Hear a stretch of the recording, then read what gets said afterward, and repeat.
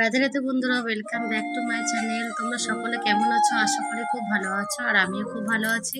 তো আজকে দেখো, গোপাল সোনাকে একটা অনলাইনে ড্রেস অর্ডার করেছিলাম, সেটা চলে এসেছে। তো দেখে বলো গোপাল সোনাকে কেমন লাগছে। তো দেখো, দুটো জামা ছিল, কিন্তু একটার প্যান্ট দেয়নি, একটার প্যান্ট দিয়েছে। তো খুব একটা সমস্যা হয়ে গেল। তো যাই হোক, তো দেখো, তো দুজনকেই পরিয়ে দিয়েছি সুন্দর করে। তো সকাল সকাল দেখো অন্ন বসিয়ে দিয়েছি। তো তোমাদের সাথে আজকে একটা কথা শেয়ার করি। আজকে আমাদের প্রথম ভিক্ষা কিন্তু বেরোচ্ছে। তো আজকের হচ্ছে শনিবার। তো আজকে হচ্ছে প্রথম ভিক্ষা আমাদের বেরোচ্ছে। তো তোমরা সবাই আশীর্বাদ করো যেন গোপালের জন্য অনেক অনেক মাদুগিরি করতে পারি সবাই মিলে। তো আমি যাচ্ছি না, তোমাদেরকে বলে দিই, যেহেতু আমার শরীর খারাপ। ডাক্তার আমাকে এখন 6 মাস রেস্টে থাকতে বলেছে, তাই জন্য আমি বেরোচ্ছি না। এছাড়া বাদবাকি কিন্তু সবাই যাচ্ছে, যত ভক্তমণ্ডলী আছে আমাদের এখানে সবাই কিন্তু যাচ্ছে আজকে ভিক্ষায়। তো দেখো, আমি তাই জন্য সকাল সকাল কিন্তু রান্না বসিয়ে দিয়েছি, যাতে ওরা ভিক্ষা বেরোনোর আগে আমি যেন ওদেরকে একটু টাইম দিতে পারি। যেহেতু ব্যাগ ট্যাগ গোছানোর ব্যাপার থাকে, বিল নেওয়ার ব্যাপার থাকে, হ্যান্ড বিল আছে, তো সব কিছু নিতে হবে। তো দেখো, গোপালকে সকাল সকাল আমি কি করে দিচ্ছি, আলু ভাজা করছি। আলু ভাজার সাথে কি করবো দেখো, তো আলু ভাজাটা করে নিচ্ছি। এটা কিন্তু দুপুরের জন্য আমি রেখে দেবো অল্প করে। তো তার জন্য আমি দেখো আলু ভাজা করে নিচ্ছি, আর একটু লুচি করে নেবো গোপালের জন্য। তো এই দেখো, শুধু আলু ভাজা দিতে তোমাদের অনেকেই বলে নাকি আলু ভাজা দিয়ে লুচি ভালো লাগে না। তো তোমরা একদিন খেয়েই দেখো না, ভালো লাগে কি না, তখন বুঝতে পারবে। আমার তো ভীষণই ভালো লাগে। তো আমি ওই জন্য লুচি আর আলু ভাজা করছি গোপালের জন্য সকালবেলা আর টিফিনে। আর দুপুরের জন্য একটু আলু ভাজা বেশি করে করছি, রেখে দেবো অল্প করে। তবে বেশি না, অল্প একটু রেখে দেবো। কারণ দুপুরবেলা অন্যের সাথে একবার পেয়ে নিচ্ছে, আবার অনেকটা হয়ে গেলে ভালো লাগবে না। তাও আজকে দেখো, আমি তার জন্য সকাল সকাল রান্না বসিয়ে দিলাম। আলু ভাজা হয়ে গেলে কিন্তু আমি আজকে সিম ভর্তা করছি, আর গাঁটি আলুতে রসা করছি। তোমরা একা একা সব রেসিপিগুলোই দেখবে। তো আজকের মূল কথা হচ্ছে যে আজকে আমাদের মাধবগিরিতে যাচ্ছে। তো আমার খুব দুঃখ হচ্ছে যে সবাই যাচ্ছে, আমি যাচ্ছি না। কিন্তু কিছু করারও নেই। ভালো হয়ে গেলে হয়তো আমি প্রত্যেক বছর আরো বেশি যেতে পারবো।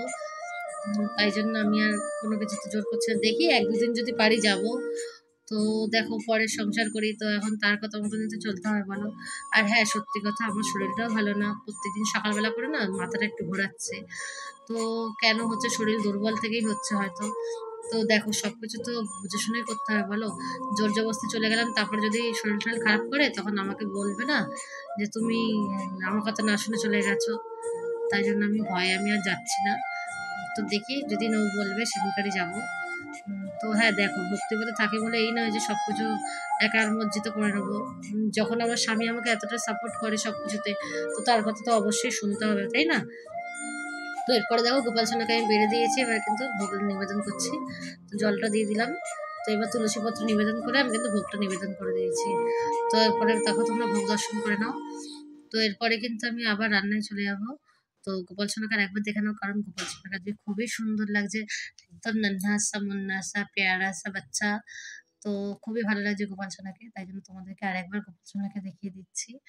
তো এরপরে দেখো, এই যে ছিম আমি ভাত দিয়ে মানে ভর্তা করব, তার জন্য আমি সিদ্ধ বসিয়ে দিয়েছি।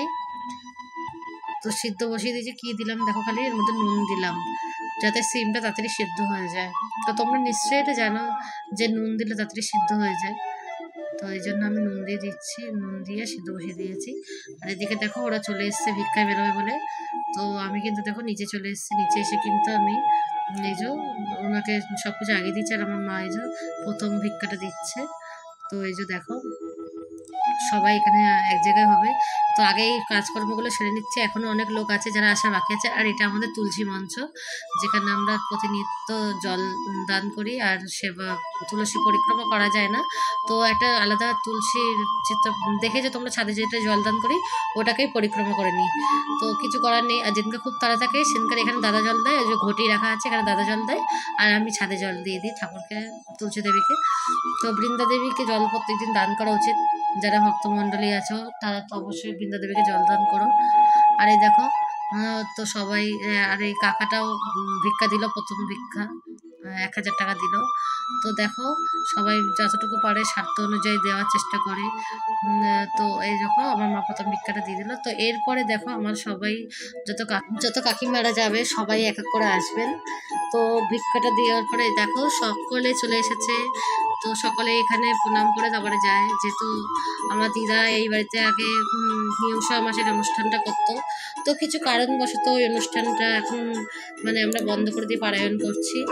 তো দেখো পারায়ণের কত সদস্য ভক্তবৃন্দ এখানে রয়েছে, ওরা সবাই ধ্বনি দিচ্ছে, জয় ধ্বনি দিচ্ছে গোপালের নামে, বৃন্দা দেবীর নামে। তো দিয়ে ওরা এবার ভিক্ষার জন্য বেরিয়ে যাবে।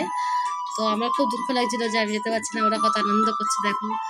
তো এটাও একটা ভাগ্যের দরকার, যেটা আমার হয়নি। তো ভগবান জানি না কেন এরকম করলো। তো পরের বছর নিশ্চয়ই আমি যাব, ঠাকুর যদি কৃপা করে। তো এটা তো মানি, ঠাকুরের কৃপা ছাড়া কিছু হয় না। তো আমার হয়তো কোনো পুনর্জন্মের পাপের ফল যে আজকে আমি যেতে পারছি না। তো কি করা যাবে আর। তো সকালে দেখো কত খুশি। তো আর কি করা যাবে, যেতে তো খুব ইচ্ছা করে, বুঝতেই পারছো এতবার বলছি কি করা যাবে কি করা যাবে। তো মনটা একদমই ভালো লাগছিল না। তো পরের বছর যাবো, আর দেখি এর মধ্যে যদি 1-2 বার যেতে পারি। তো দেখো সবজি এলাও এসে গেছে, সবজি নেব। আর এই যে সবাই চলে যাচ্ছে ভিক্ষা করতে। তো তোমরা সকলেই যদি আমার ভিডিওটা দেখে থাকো, আর যদি এদেরকে দেখে থাকো, তাহলে অবশ্যই ভিক্ষা দিও।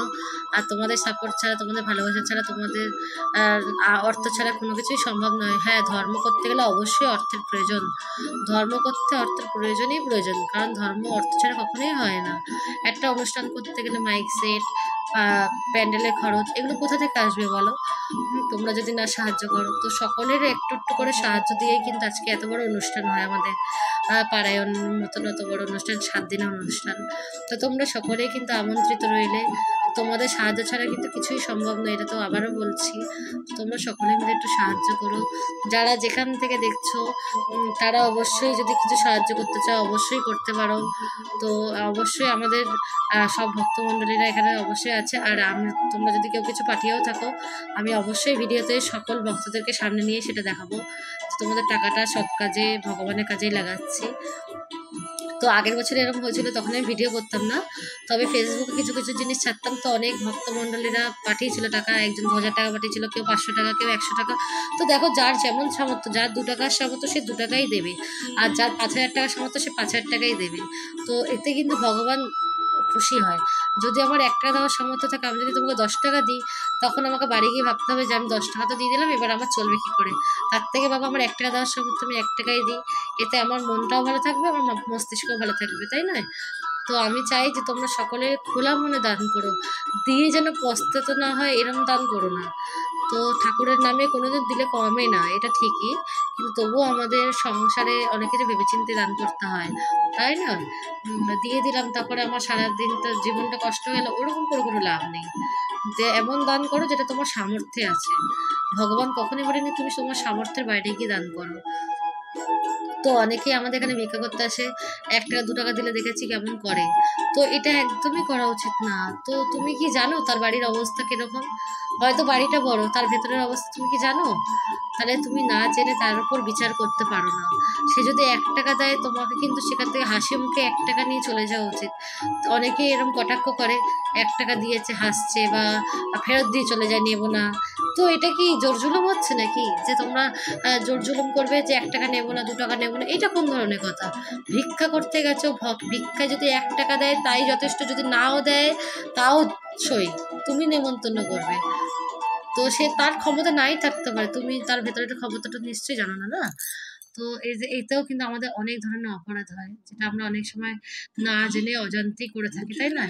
তো আমরা কিন্তু এটা একদমই উচিত না আমার মতে। দেখো তোমাদের এখন যদি মনেও নাও হতে পারে যে দিদি তুমি ভুল বলছো বা কিছু, তবে আমার মনে হয় এটা করা উচিত না, বুঝেছো?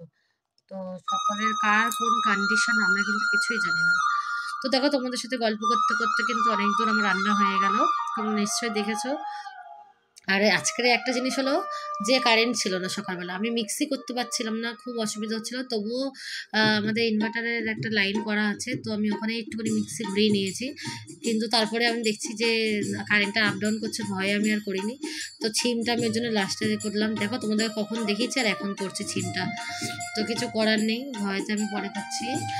তো আর দেখো বাঁধাকপির পকোড়া করছি। তো তোমরা এই রেসিপিটা তো জানোই, আর কি বলার আছে। তো এই যে ম্যারিনেট করে এখন 15 মিনিট মতন রেখে দেবো। তার মধ্যে আমি সিম ভর্তাটা করে নেবো, কড়াইতে টেলে নেবো, ততক্ষণ আমার এটা ম্যারিনেট হয়ে যাবে।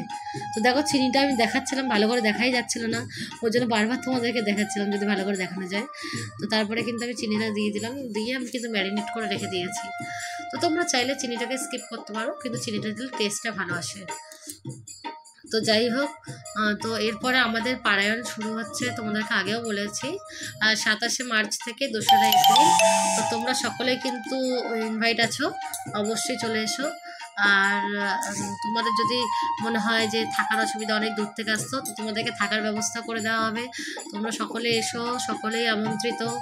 আর যদি তোমাদের জানার ইচ্ছে থাকে যে আমাদের পারায়ণটা কোথায় হচ্ছে, তোমরা অবশ্যই আমাকে মেসেজ করো, মানে কমেন্ট বক্সে কমেন্ট করো, তাহলে আমি অবশ্যই জানাবো। আর যদি না করো আমি কি করতে জানাবো বলো? তোমাদের যদি আগ্রহ থাকে তাহলে অবশ্যই জানাবো।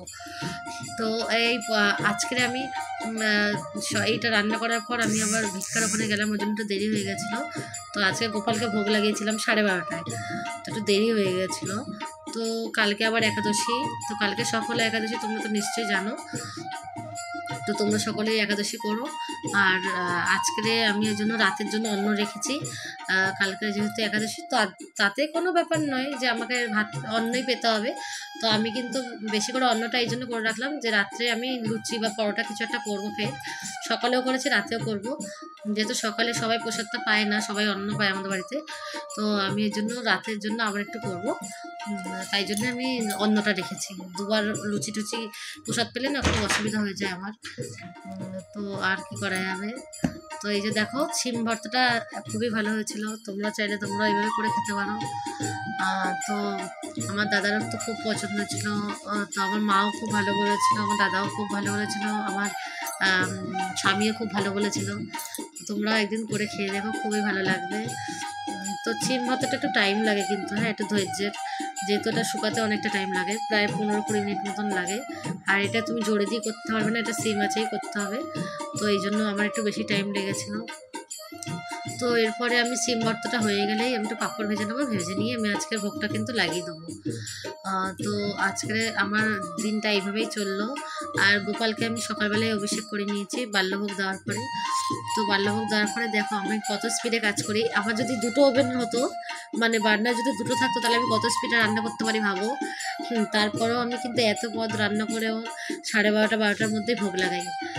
তো তোমরাও চাইলে অবশ্যই করতে পারবে, তো একটু বুদ্ধিটা দরকার।